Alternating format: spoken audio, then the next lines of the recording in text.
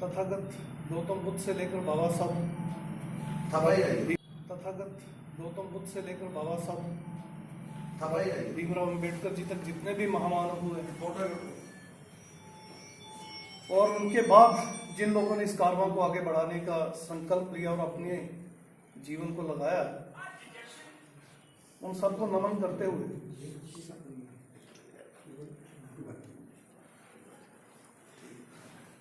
इस हाल में बैठे हुए प्रसेन निवासी जी, परमाल सिंह जी, सुनील जी, जीएलआर वर्मा जी, डॉक्टर साहब, आप समझेंगे इसका आधार, इसका बेस क्या है। अभी भी यहां कहा गया और अक्सर मैंने काफी जगह पे ये बात सुनी है कि अगर ये संविधान नहीं रहेगा तो हम नहीं रहेंगे। इसके पीछे जो भावना वो तो अच्छी है, मगर ये स्टेटमेंट सही नहीं है, गलत है। मैं पहले एक चीज क्लियर कर दूं, जो मैं कह रहा हूं ये मेरे विचार और मैं किसी को काउंटर करने के लिए नहीं कहता। कोई इसको अपने पर्सनल दिल पे ना ले। आपको शायद मालूम नहीं होगा, इंग्लैंड में संविधान है ही। क्या आप जानते हैं इंग्लैंड में संविधान नहीं है? आप जानते हैं? क्या आप जानते हैं इंग्लैंड में संविधान नहीं है और इंग्लैंड दुनिया की सबसे बेस्ट डेमोक्रेसी है? क्या आप ये जानते हैं? इंग्लैंड में संविधान, रिटन कॉन्स्टिट्यूशन इंग्लैंड में है ही नहीं और दुनिया की सबसे बेस्ट डेमोक्रेसी आज इंग्लैंड है। तो फिर ये जो स्टेटमेंट दी जाती है बार बार कि संविधान है तो हम हैं, ये है तो हम जिंदा हैं, ये नहीं रहेगा तो हम सब मर जाएंगे, संविधान ऑक्सीजन तो नहीं है। तो स्टेटमेंट देने से पहले थोड़ा सा बैलेंस कर लें उन चीजों को तो अच्छा रहेगा। मिस इंफॉर्मेशन जो है वो मिसगाइड भी करेगा, राइट। अब एक चीज और मैं बड़ी कड़वी आपको बता दूं, संविधान होता क्या है, चाहे वो रिटर्न हो या अनरिटर्न हो। देश को चलाने की रूल रेगुलेशन जो होती है उसी को संविधान कहते हैं, चाहे वो रिटर्न हो या अनरिटर्न हो। मगर सबसे कड़वी बात संविधान के बारे में मैं आपको बता दूं, संविधान कुछ नहीं होता, it's always will of the ruler. संविधान कुछ नहीं होता, जितना मर्जी बढ़िया लिख लो आप। बाबा साहब ने खुद कह दिया, मैं नहीं कह रहा, ये बाबा साहब के शब्द हैं जिनको आप सर पे बिठा के फिर उनको मिस इंफॉर्मेशन के साथ गलत साबित कर देते हो। खुद कहा बाबा साहब ने, जितना भी बढ़िया लिख लो, अगर रूलर कंजर होगा, अगर रूलर बेईमान होगा, अगर रूलर जनता के विरोधी होगा, तो सबसे वर्स्ट संविधान साबित होगा। और संविधान कितना भी बुरा क्यों लिखा हुआ हो, अगर रूलर प्रो पब्लिक हो, लोगों के हित में कार्य करने वाला हो, तो सबसे गंदा और बुरा संविधान भी जो है वो हितकारी साबित होगा। तो इससे क्या साबित होता है? इससे यह साबित होता है कि जिस संविधान को बचाने के लिए यहां आप दुहाइयां दे रहे हैं, उसको बचाने की बजाय बाबा साहब का दूसरा जो उससे जुड़ा हुआ मैसेज है उसको भी समझें। जाओ अपने घर की दीवारों पे लिख दो, तुम इस देश के शासक हो।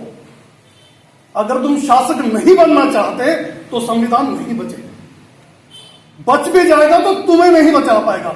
बाबा साहब के संविधान के सहारे ही ब्राह्मण हमारे सर पे बैठ के हमारी बर्बादी कर रहा है। क्या कर लिया हम लोगों ने? बताओ क्या कर लिया? आपकी स्कॉलरशिप खत्म हो गई, देखते देखते खत्म हो गई। आपकी रिजर्वेशन खत्म हो गई, आपकी रिजर्वेशन एंड प्रमोशन खत्म हो गई ना? क्या कर लिया? 131 SC ST के MP बैठते हैं, 180 से ज्यादा OBC के MP बैठते हैं। कोई एक कुत्ता भी रिजाइन करके आपके फेवर में नीचे आया? क्या कर लिया आपके संविधान ने?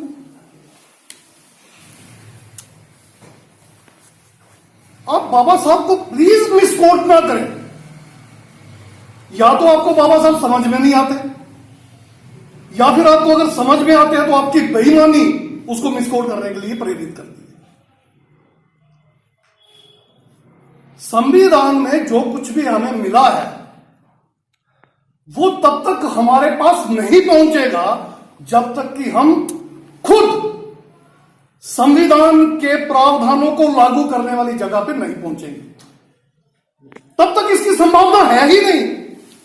तो फिर यह कह देना कि संविधान ही सब कुछ है और वही हमें बचा रहा है, यह कैसे संभव है? आपको पता है बाबा साहब ने एक किताब लिखी थी 1945 में, माइनॉरिटीज एंड स्टेट्स। पढ़ी आपने? माइनॉरिटीज एंड स्टेट्स पढ़ लीजिए और संविधान को पढ़ लीजिए तो आपको पता चलेगा जो बाबा साहब करना चाहते थे वो बाबा साहब नहीं कर पाए। जो मसौदा बाबा साहब ने संविधान सभा में पेश किया था आउटराइटली रिजेक्ट कर दिया गया था। यह आपको मालूम है? आज जो किसानों के मसले हैं, बाबा साहब ने तभी सोशल फार्मिंग के कंसेप्ट पे संविधान सभा में बात की थी। लागू हुआ? बाबा साहब की बात नहीं मानी गई। क्यों मिसकोट करते हैं बाबा साहब को? कैसे मिसकोट करते हैं? अभी रिसेंटली सुप्रीम कोर्ट ने क्या कहा? उन्होंने कहा रिजर्वेशन फंडामेंटल राइट नहीं है। कहा कि नहीं कहा? पढ़ी जजमेंट आपने? 15(4) और 16(4) फंडामेंटल राइट्स में आते हैं कि नहीं आते? सुप्रीम कोर्ट ने कहा नहीं है। क्या कर लिया आप लोगों ने? बताइए। संविधान में अगर कुछ अधिकार हमारे पास है भी तो उनको लागू कोर्ट्स करती है, और कोर्ट्स में भी सारे के सारे ब्राह्मण, क्षत्रिय, वैश्य बैठे हुए हैं। अब क्या करोगे? बताइए, अब क्या करोगे? रिजर्वेशन एंड प्रमोशन के मुद्दे को जब आप सुप्रीम हाई कोर्ट में लेके गए, सबसे पहले मायावती की सरकार में ये बर्बादी हुई। पता है इस बात का कि नहीं पता? ये भी नहीं पता होगा आपको। मायावती चीफ मिनिस्टर थी तब SC/ST एट्रोसिटीज एक्ट में सबसे पहले डाइल्यूशन हुआ। उसमें अमेंडमेंट की गई कि जब तक 2 अपर कास्ट के विटनेस नहीं होंगे तब तक SC/ST एट्रोसिटीज एक्ट में FIR नहीं लगेगा। यह मायावती की सरकार में हुआ। अब पता नहीं आपको, आप कहां से देखते हो, क्या पढ़ते हो, मुझे कुछ नहीं पता। आप प्रैक्टिकली कितनी नॉलेज रखते हो मुझे नहीं पता। और रिजर्वेशन एंड प्रमोशन का जो मुद्दा था वो भी मायावती सरकार में सबसे पहले सामने आया, और इलाहाबाद हाई कोर्ट ने उस पर मोहर लगा दी कि ये नहीं होगा जब तक कि CM अपनी कैबिनेट में सारी इंफॉर्मेशन लेके ये डिसाइड ना करे कि अभी भी ये जारी रखना जरूरी है। तो क्या करना चाहिए था उस वक्त की सरकार को? सारा डाटा कलेक्ट करना चाहिए था, एक सेटिस्फैक्शन रिकॉर्ड करनी चाहिए थी और दे देनी चाहिए थी। अब मिश्रा जी एडवाइजर है, वो एडवाइस करते हैं जी हाईकोर्ट का मसला सुप्रीम कोर्ट में चैलेंज कर दीजिए। हाई कोर्ट में कम ब्राह्मण बैठते हैं और सुप्रीम कोर्ट में ज्यादा बैठते हैं, हमें भी पता, आपको भी पता। और उन्होंने उस पर ठप्पा लगा के पूरे इंडिया में उसको लागू करवा दिया।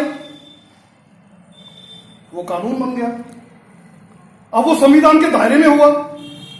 कहां लिखा संविधान में कि सुप्रीम कोर्ट को आप चैलेंज नहीं कर सकते? मगर जहां आप कर सकते हैं उसको पार्लियामेंट कहते हैं, और पार्लियामेंट में हमारे घरों के पैदा किए हुए हार्डवेयर, जिनमें यहां RSS के सॉफ्टवेयर है, वो SC/ST OBC माइनॉरिटी के MP जो वहां पे है, वो 300 से ज्यादा होने के बावजूद नामर्द है।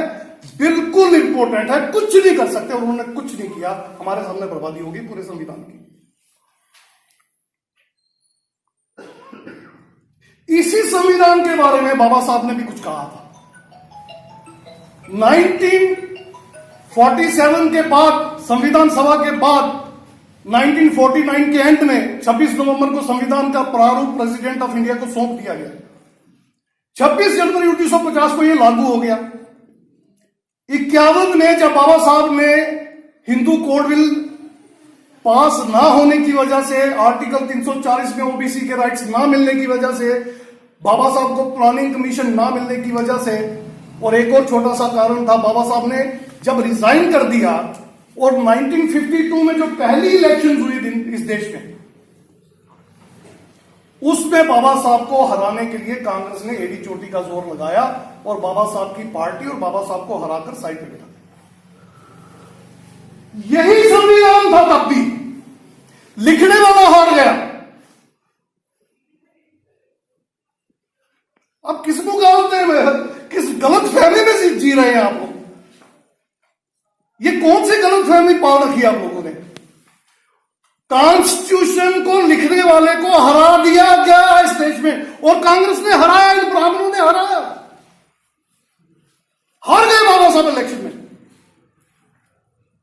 और उसी कांग्रेस ने बाबा साहब पे मेहरबानी करके उनको राज्यसभा का मेंबर बनाया।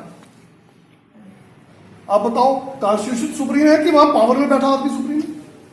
कॉन्स्टिट्यूशन तो बाबा साहब को हरा गया, लेकिन गद्दी में बैठे फिर दुश्मन ने बाबा साहब को जगह दी।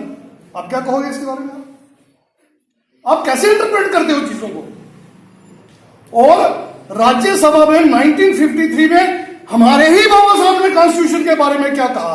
उन्होंने कहा, अगर यह संविधान मेरे लोगों के हित में सही साबित नहीं होगा तो मैं क्या करूंगा? इसको आग लगाने वाला सबसे पहला व्यक्ति मैं होऊंगा। कहा कि नहीं कहा? मगर पढ़ा हो, आप पूजा करते रहो पूजा, क्योंकि आपको तो पूजा की आदत है, ना पढ़ने की आदत है, ना समझने की आदत है। जब संविधान की ड्राफ्टिंग चल रही थी, मैं आपको सिर्फ वो बातें बताऊंगा जो आपको कोई नहीं बताएगा। जो भी यहां आएगा बड़ी जय जयकार करेगा बाबा साहब की भी, संविधान की भी, सब चीजों की, मगर उसके बीच क्या प्रॉब्लम है वो कोई आपको यहां नहीं समझाएगा। कोई नहीं समझाएगा ये बात आपको। संविधान की जब ड्राफ्टिंग चल रही थी, 1.5 साल तक ड्राफ्टिंग का काफी सारा हिस्सा कंप्लीट हो चुका था। तब तक बाबा साहब ड्राफ्टिंग कमेटी के चेयरमैन नहीं थे। पढ़ लीजिए, संविधान जो बना हुआ है उसकी जो डिबेट्स हैं उनकी भी वॉल्यूम्स मिलते हैं, पढ़ लीजिए जाके। जब बाबा साहब को ड्राफ्टिंग कमेटी का चेयरमैन बनाया गया तो इसका तकरीबन प्रारूप तैयार हो चुका था, और बाबा साहब जो करना चाहते थे, मैंने पहले भी बताया, जो उन्होंने संविधान सभा में रखा वो आउटराइटली रिजेक्ट कर दिया गया था। उसके बाद जो बाबा साहब थोड़ा बहुत बचा सकते थे, जो थोड़े बहुत राइट अपने लोगों के लिए ले सकते थे, सिर्फ वही संविधान में बाबा साहब कर पाए। क्यों? क्योंकि 298 में से एक बाबा साहब, 2-3 ओबीसी के लोग थे, बाकी सबके सब अपर कास्ट और ब्राह्मण थे, वो नहीं करने दे रहे थे। आपको पता है 15(4) और 16(4) आर्टिकल की एडिशन के लिए बाबा साहब ने जब प्रपोजल बनाया तो सबने आउटराइटली रिजेक्ट कर दिया। इवन नेहरू ने, गांधी ने और पटेल ने भी रिजेक्ट कर दिया, और इनकी मर्जी से तो कुछ होता नहीं था। या राजेंद्र प्रसाद जी की थोड़ी मर्जी चलती थी, जो संविधान सभा के उस वक्त के प्रेसिडेंट थे। उस वक्त बाबा साहब ने रिजाइन लिख के दे दिया था पटेल साहब को कि मैं आप संविधान सभा में नहीं आऊंगा, मैं आपकी ड्राफ्टिंग कमेटी का चेयरमैन या मेंबर भी नहीं रहना चाहता। अगर आप इन दोनों को भी नहीं रखना चाहते तो मैं नहीं आऊंगा। 18 दिन तक घर में बैठे रहे। 18 दिन के बाद उनकी बात मानी गई तो ये छोटे से लोग उसमें ऐड किए गए। 15(4) और 16(4) को लिखवाने के लिए 18 दिन लग गए बाबा साहब को, और आप कहते हैं बाबा साहब का ही संविधान है और उनकी सारी बातें मानी गई। ये बातें आपको जानकारी में रखनी होंगी। बड़ी मुश्किल से कुछ थोड़ा सा वो बचा पाए, और एक बहुत बड़ा ब्लंडर जो इस संविधान में हुआ, बाबा साहब उसको नहीं बचा पाए। आपको पता है जब संविधान सभा में डिबेट होती थी, जब संविधान सभा में डिबेट होती थी, 5 मिनट पहले में सीधे वो दिल्ली में बैठे हुए थे, और उन्होंने अपने पियादे जो फिट कर रखे थे, जो जितवा के भिजवा रखे थे वहां अंदर, वो हर शाम को जाके उनके साथ डिस्कस करते थे कि कल क्या करना है और बाबा साहब को कैसे जनहित के प्रावधान बनाने से रोकना है, डिफीट करना है। ये उससे चर्चा हुआ करती थी हर रोज। हिंदू कोड बिल भी पास नहीं होने देने के लिए गोलवलकर ने दिन रात एड़ी चोटी का जोर लगा रखा था। आर्टिकल 25 से 28 आपने शायद नहीं पढ़ा होगा, और अगर पढ़ा होगा तो आपको समझ में नहीं आया होगा। आज घर जाके पढ़ लीजिएगा कितना बड़ा ब्लंडर हमारे साथ हुआ। आर्टिकल 25 से 28 धर्म को डील करता है। हमारा संविधान कहता है कि हमारा देश जो है ये सेकुलर देश का मतलब होता है देश का, सरकार का अपना कोई धर्म नहीं होगा। मगर वहीं बाबा साहब की मौजूदगी में आर्टिकल 25 में अगर पढ़ेंगे, 25 से 28 को समझेंगे, तो उसमें लिखा गया है हम सब लोग हिंदू हैं, SC ST OBC, यहां तक कि सिख, जैन, बौद्ध, सबके सबको हिंदू लिखा गया। पढ़ा आपने ये आर्टिकल? और आपको एक और मजे की बात बता दूं, इतिहास में हम कब हिंदू बने? 26 जनवरी 1950 को जब यह संविधान लागू हुआ, इससे पहले हम कभी हिंदू ना थे ना बने।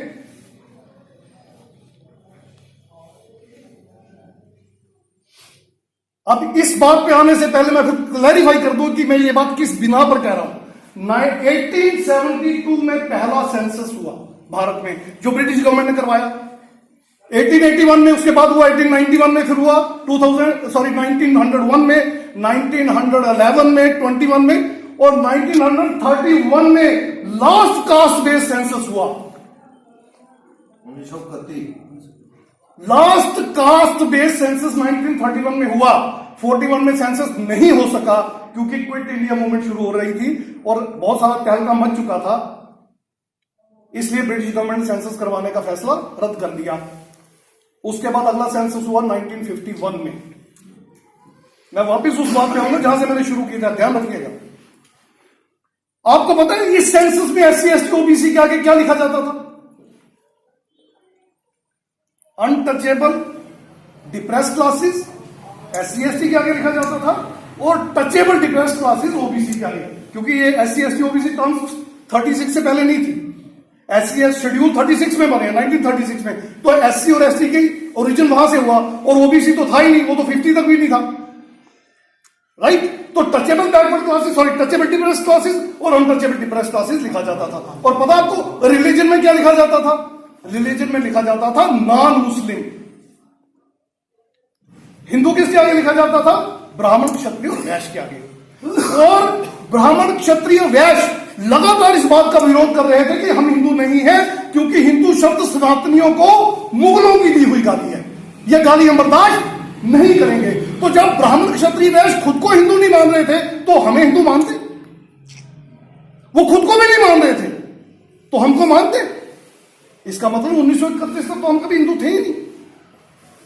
1904 में हाउस ऑफ लॉर्ड्स के एक प्राइवेट मेंबर ने बिल पेश किया, 4 क्वालिफिकेशन थी वोटिंग की, 18 साल, इंग्लैंड का नागरिक, ग्रेजुएट, प्रॉपर्टी। उसने कहा ये 2 खत्म कर दो, ये 2 रखो, थम्स अप रूल होना चाहिए, सबके लिए वोटिंग राइट होना चाहिए। 1918 में पास हो गया। 1919 में फर्स्ट इंडिया एक्ट आया, तो उनको पता चल गया ब्राह्मणों को कि अब यहां वोट पड़ेंगे, वोट पड़ेंगे तो ये लोग वोट देंगे जिन्हें हम गधे समझते हैं, सच बता रहा हूं। तो उनको लगा अब इन गधों की कीमत बढ़ जाएगी, तो इन गधों को एक कफन पहनाना होगा। वो ब्राह्मण जो कहता था हिंदू शब्द सनातनियों को मुगलों की दी हुई गाली है, 1920 में कहता है गर्व से कहो हम सब हिंदू हैं, और हमने एक बार नहीं सोचा कि ये कफन हम पे क्यों लादा जा रहा है, और हमने उसे अच्छी तरह से कस के ओढ़ लिया। इसके बावजूद 1921 और 31 के सेंसस में हमें हिंदू नहीं लिखा गया। और उसके बाद एक थ्योरी होती है अफर्मेशन एंड रीअफर्मेशन की, वो लगातार चली और हमारे दिमागों में, हमारे बच्चों के दिमागों में पिछले 100 साल से घुसेड़ी जा रही है, और हम पक्के हिंदू बन के खड़े हैं। पिछले 25-30 साल पहले तक कम से कम SC ST तो हिंदू नहीं था, मगर आज OBC से भी ज्यादा खतरनाक हिंदू बन चुका है। इतना जबरदस्त प्रचार प्रसार उन्होंने किया। और 1947 के बाद श्री राजगोपालाचार्य ने जो सबसे पहले 2 कानून पास किए, 1945 में बाबा साहब ने 15 लड़के बाहर भेजे थे, 3 लाख रुपया जो लॉर्ड लिविंगस्टन से लिया था, और अगले साल 16 गए थे, एक लड़का अपने खर्चे पे गया था, तो 31 शेड्यूल कास्ट लड़के बाहर फॉरेन एजुकेशन के लिए गए। तो श्री राजगोपालाचारी ने ऑफिस में बैठते ही सबसे पहला क्वेश्चन वो किया, उसके बाद कोई बच्चा फॉरेन में नहीं गया SC ST का। और दूसरा ऑर्डर क्या पास किया? सेंसस होगा मगर कास्ट बेस्ड नहीं होगा, और OBC की गर्दन काट के सही करेंगे। तो फिर हम कब बने हिंदू? 1950 में 26 जनवरी को जब यह संविधान लागू हुआ, आर्टिकल 25 से 28 ने हम पर हिंदू का पहली बार ठप्पा लग गया। हम ऑफिशियली हिंदू बन गए, जो कि हम कभी थे ही नहीं पूरे इतिहास में। तो संविधान के प्रारूप को आप कैसे समझेंगे? जब गोलवलकर अपने लोगों को एजुकेट करके बाबा साहब के विरोध में खड़ा करके संविधान को तोड़ मरोड़ के अपने फेवर में लिखवा रहा था, तब पेरियर ईवी रामास्वामी नायकर बाबा साहब से लगातार मिलकर ये कह रहे थे कि ये आर्टिकल 25 से लेकर 28 तक और खासकर 25 आर्टिकल हमारे आने वाली पीढ़ियों का कत्ल कर देगा, इसका कुछ कीजिए। और बाबा साहब पूरी कोशिश कर रहे थे मगर कुछ नहीं कर पाए। आपको पता क्या दलील दी थी पेरियर ईवी रामास्वामी नायकर ने? उसने कहा था हिंदू अगर हम बन गए तो हम चौथे वर्ण में जाएंगे जिसे शूद्र कहा जाता है, और शूद्र की जो डेफिनेशन मनुस्मृति में है उसके 7 पॉइंट्स हैं, वो आप पढ़ेंगे तो आप हैरान रह जाएंगे। पहला पॉइंट है जो युद्ध में लड़ रहा हो और पीठ दिखा के भाग आए। दूसरा, जो युद्ध लड़ने जाए वहां पे दुश्मन पकड़ ले उसको। तीसरा, जिसकी मां का तो पता हो बाप कितने हैं वो पता ना हो। चौथा, जो ब्राह्मणों की ठीक से तन मन धन से सेवा करे। पांचवा, जो पीढ़ी दर पीढ़ी ब्राह्मण क्षत्रिय वैश्य की सेवा करता आया हो। छठा, सातवां, ये इस तरह की डेफिनेशन है। अगर आप मनुस्मृति पढ़ेंगे, इस डेफिनेशन को कॉन्स्टिट्यूशन ने अप्रूव किया, कोर्टों ने माना, तो पेरियर ईवी रामास्वामी नायकर ने बहुत ज्यादा एजिटेशन इसके खिलाफ की और बाबा साहब से बार बार कहा इसका कुछ कीजिए। तो बाबा साहब ने कहा संविधान तो मेरे हाथ में नहीं है क्योंकि मैं रूलर नहीं हूं, मैं इसे मॉडिफाई नहीं कर सकता, मैं इसे कुछ नहीं कर सकता। 1956 में 6 दिसंबर को बाबा साहब की डेथ हुई, तब तक पेरियर ईवी रामास्वामी नायकर जो है वो इसके विरोध में लगातार एजिटेशन करते रहे, उनकी नहीं सुनी गई। और बाबा साहब की डेथ के बाद, परिनिर्वाण के बाद 1957 में 3000 द्रविड़ कजागम अपने कार्यकर्ताओं के साथ रामास्वामी पेरियर नायकर ने इस संविधान के उस पार्ट को, आर्टिकल 25 से 28 को जलाया। पुलिस ने उन 3000 कार्यकर्ताओं के साथ उनको अरेस्ट किया, उन पर केस चला, 6 महीने से लेकर 3 साल तक की सजा हुई। जेल में 16 लोग मर गए, बाकी लोग पूरी सजा काटने के बाद बाहर आए, और इस तरह से ये रेवोल्यूशन एक बार फिर आगे बढ़ने से रुक गया। 1973 में द्रविड़ कजागम की राष्ट्रीय कार्यकारिणी की मीटिंग बुलाकर एक रेजोल्यूशन पास करके ईवी रामास्वामी नायकर जी ने यह रेजोल्यूशन पास किया कि आर्टिकल 17 में अनटचेबिलिटी को रिमूव करने की, रेडिकेट करने की जो बात लिखी गई है, अनटचेबिलिटी की जगह वर्ड कास्ट लिखा जाए, क्योंकि untouchability is the outcome of caste, और कास्ट की और बहुत सारी प्रॉब्लम्स है। गवर्नमेंट को इसको खत्म कर देना चाहिए, और वो भी उन्होंने गवर्नमेंट को भेजा और बहुत बड़ी एजिटेशन भी की, मगर उनकी ये बात भी आज तक नहीं मानी गई।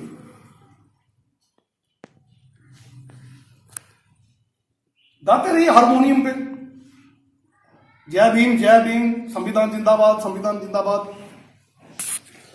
It's always will of the ruler, it's always will of the ruler. जो शान संविधान